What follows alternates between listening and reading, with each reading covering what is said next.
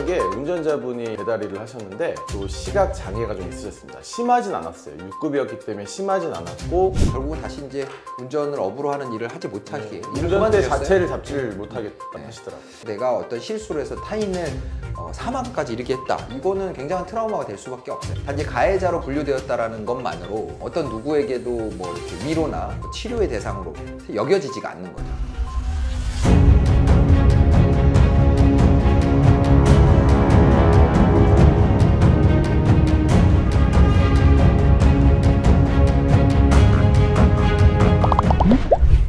네, 이 사고 오전 10시경이었습니다.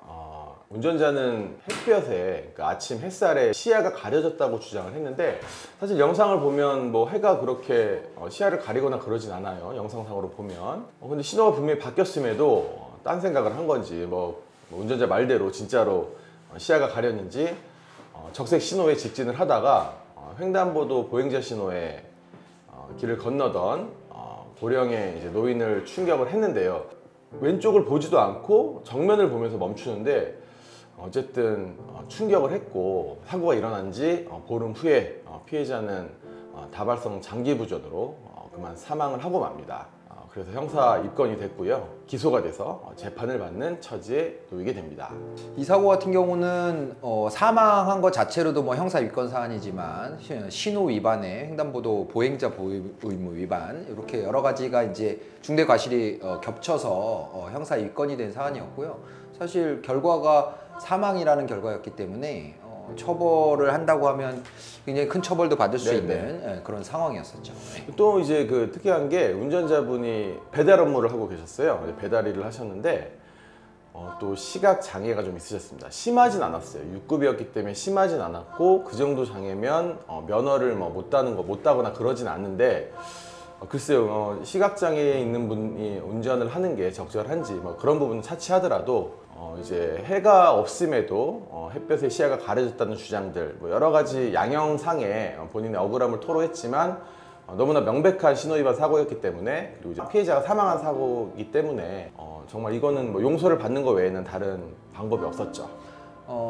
되게 불행한 사고죠. 근데 이제 사고의 상황을 보면 아시겠지만 횡단보도를 건너는 보행자 피해자분이 너무 좀 이렇게 아예 주변에 오는 차를 신경을 안 쓰신 부분, 그게 좀 안타까워요. 그러니까 이것도 저 문제인 게, 이제 물론 정상적인 횡단보도 신호에 길을 건너는 걸 누가 뭐라 하겠냐마는, 어쨌든 차와 부딪히면 본인 손해잖아요. 본인이 다칠 수 있고, 혹은 심지어 이 사건 같은 경우는 사망까지 한 건데, 길을 건널 때 어린애들한테 항상 길을 건널 때 좌우 잘 보라고 하는데, 정작 어른들이 신호에 맞춰서 뭐 길을 건넌다 하더라도 왼쪽에서 차가 오는지 정도는 좀 보고 해야 되는데, 그런 주의를 전혀 안 한 부분이 굉장히 아쉽습니다. 그럼 어쨌든 뭐 과실로 봤을 때는 뭐 100%죠. 이제 그럼에도 불구하고 일단 열심히 뭐 합의를 타진해서 그래서 형사 합의는 성공을 했어요. 다행히 이제 운전자보험에 가입이 돼 있어서 운전자보험에서 나오는 최대치를 지불하고, 유족께 지불하고 합의는 이루어졌죠. 그래서 합의를 받기 때문에 최종 선고형은 금고 10월에 집행유예 2년 이렇게 이제 선고가 이루어졌고요. 다만 이제 이 사고 이후에 이분도 운전을 업으로 하는 분이셨었는데, 본인의 어떤 차에 사고를 당해서 누군가 돌아가셨다라는 그런 트라우마 때문에 결국은 다시 이제 운전을 업으로 하는 일을 하지 못하기에 운전대 자체를 잡지를 못하겠다 하시더라고요. 그래서 제가 재작년에 이제 이런 부분들 때문에 심리상담사 자격증을 땄는데, 이게 가해 운전자가 뭐 범죄자, 그러니까 법적인 의미에서는 범죄자긴 하지만 실수로 사고를 일으킨 결과에 대한 책임을 지는 부분이기 때문에 사실 선량한 분들이 더 많습니다. 그렇죠? 평생 뭐 경찰서 한번 안 가보신 분들이 태반이고요. 그렇게 실수로 인해서 형사처벌을 받는 과정에서, 그리고 또 내가 어떤 실수로 해서 타인을 사망까지 이르게 했다. 이거는 굉장한 트라우마가 될 수밖에 없어요. 그래서 근데 이제 가해 운전자들의 이런 심리적인 상태는 단지 가해자로 분류되었다라는 것만으로 어떤 누구에게도 뭐 이렇게 위로나 또 뭐 치료의 대상으로 여겨지지가 않는 거죠. 그래서 사실 또 합의하는 과정에서 변호사님이 여러 번 말씀하시지만 이런 피해자나 피해자 유족들에게 내가 너무 힘들다 이런 상황으로 이런 걸 말해서는 또 안 된다고 하죠. 그렇죠, 그렇죠. 네. 뭐 이미 피해자들은 상대방의 과실로 인해서 뭐 가족을 잃게 된다던가 아니면 간병을 하고 있다던가 이런 굉장히 고통스러운 상황에 처해 있는데 가해 운전자가 저것도 힘듭니다 이러면은 뭐 그게 받아들여지겠습니까? 그래서 어디에다가 얘기하기도 어렵고 하소연할 수도 없고 뭐 이런 부분들을 이제 제가 조금 케어를 해드리는 게 필요하다. 왜냐하면 이런 트라우마가 결국은 생활을 완전히 인생을 완전 바꿔놓거든요. 자기 직업을 바꿔야 되고 운전을 다시 할 수 없는 뭐 그런 상황을 만들 수 있기 때문에 또 한편으로 이제 그 변호사님도 그렇고 저도 그렇고 이제 너무 교통사고를 많이 보다 보니까 처리하다 보니까 그리고 많은 분들을 만나다 보니까 약간 둔감해지는 부분이 없지 않아 있는 것 같아요. 이게 사실은 사람이 사망한다는 거는 이제 큰일 아닙니까? 처음에 이 일을 했을 때 생각을 해보면 그 피해자분들 만나거나 가해자 뭐 이제 같이 얘기를 나눌 때 그들의 감정에 같이 이제 동화가 되다 보니 굉장히 견디기가 어려웠는데 사실 이제 많은 시간이 흘렀고 수없이 많은 사건들을 하다 보니까 어느 정도 저 같은 경우에는 이제 감정이 좀 무뎌진 부분이 없지 않아요. 변호사님도 그런 부분에 있어서 분명히 좀 고민이 되셨을 텐데 뭐 당연히 이제 사건을 많이 처리하다 보면 그런 뭐 어느 정도의 매너리즘이 생길 수밖에 없겠죠. 근데 이제 최근에 이제 지인분들 중에는 이제 제 유튜브를 이렇게 열심히 구독하셔서 보시는 분들은 진짜 무서워서 운전 못 하겠다고 그러시는 분들 참 많아요. 네.